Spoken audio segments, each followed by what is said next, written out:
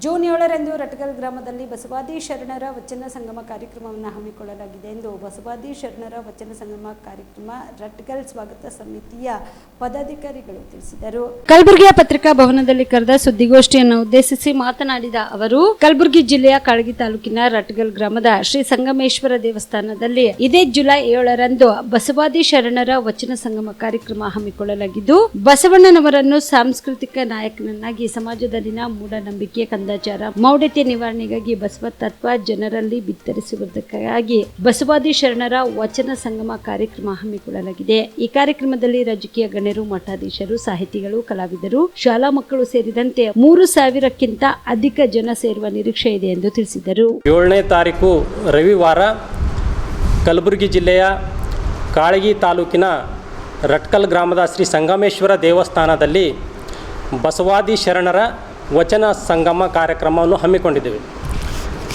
ಇಂದಿನ ವಚನ ಸಂಗಮ ಕಾರ್ಯಕ್ರಮದ ಉದ್ದೇಶ ಸಮಾಜದಲ್ಲಿನ ಮೌಢ್ಯತೆ, ಮೂಢನಂಬಿಕೆ, ಕಂದಾಚಾರವನ್ನು ಹೋಗಲಾಡಿಸೋದು ಉದ್ದೇಶ ಆಗಿದೆ. ಅದೇ ರೀತಿ ಸಮಾನತೆಯಿಂದ ಬಾಳಬೇಕು, ಜಾತಿ ಪದ್ಧತಿಯನ್ನು ಹೋಗಲಾಡಿಸುವ ಉದ್ದೇಶದಿಂದ ಇಂದಿನ ವಚನ ಸಂಗಮ ಕಾರ್ಯಕ್ರಮವನ್ನು ಹಮ್ಮಿಕೊಂಡಿದ್ದೇವೆ. ಈ ವಚನ ಸಂಗಮ ಕಾರ್ಯಕ್ರಮಕ್ಕೆ ನಾಡಿನ ಪರಮ ಪೂಜ್ಯರಾದ ಬಾಲಕಿಯ ಬಸವಲಿಂಗ ಪಟ್ಟದೇವರು ಇವರು ಕೂಡ ಆಗಮಿಸಲಿದ್ದಾರೆ. ಅದೇ ರೀತಿ ಶ್ರೀಮನ್ ನಿರಂಜನ ಪ್ರಣಾಮ ಸ್ವರೂಪಿ ಶಿವಾನಂದ ಮಹಾಸ್ವಾಮಿಗಳು, ಗುರುಬಸವೇಶ್ವರ ಸಂಸ್ಥಾನ ಮಠ ಹುಲ್ಸೂರು ಪೂಜ್ಯರು ಕೂಡ ಆಗಮಿಸುತ್ತಿದ್ದಾರೆ. ಅದೇ ರೀತಿ ಶ್ರೀಮನ್ ನಿರಂಜನ ಪ್ರಣಾಮ ಸ್ವರೂಪಿ ಚಿಕ್ಕ ಗುರುನಂಜೇಶ್ವರ ಮಹಾಸ್ವಾಮಿಗಳು ವಿರಕ್ತ ಮಠ ಪೂಜ್ಯರು ಕೂಡ ಆಗಮಿಸುತ್ತಿದ್ದಾರೆ.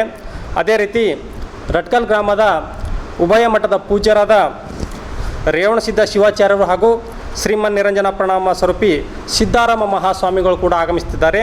ಅದೇ ರೀತಿ ಕೋಡ್ಲಿಗೆ ಪೂಜ್ಯರು ಬಸವಲಿಂಗ ಶಿವಾಚಾರ್ಯರು ಕೂಡ ಆಗಮಿಸುತ್ತಿದ್ದಾರೆ.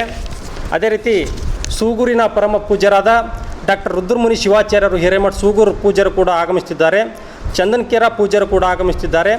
ಅದೇ ರೀತಿ ಹೊಸಳ್ಳಿಯ ಪೂಜ್ಯರಾದ ಶಿವಲಿಂಗ ಶಿವಾಚಾರ್ಯರು ಕೂಡ ಆಗಮಿಸುತ್ತಿದ್ದಾರೆ.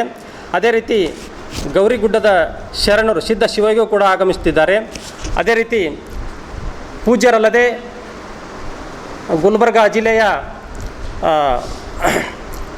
ರಾಜಕೀಯ ನಾಯಕರಾದ ಮಂತ್ರಿಗಳಾದ ವೈದ್ಯಕೀಯ ಮತ್ತು ಶಿಕ್ಷಣ ಸಚಿವರಾದ ಶರಣ್ ಪ್ರಕಾಶ್ ಪಾಟೀಲ್ ಅವರು ಕೂಡ ಈ ವಚನ ಸಂಗಮ ಕಾರ್ಯಕ್ರಮಕ್ಕೆ ಆಗಮಿಸುತ್ತಿದ್ದಾರೆ.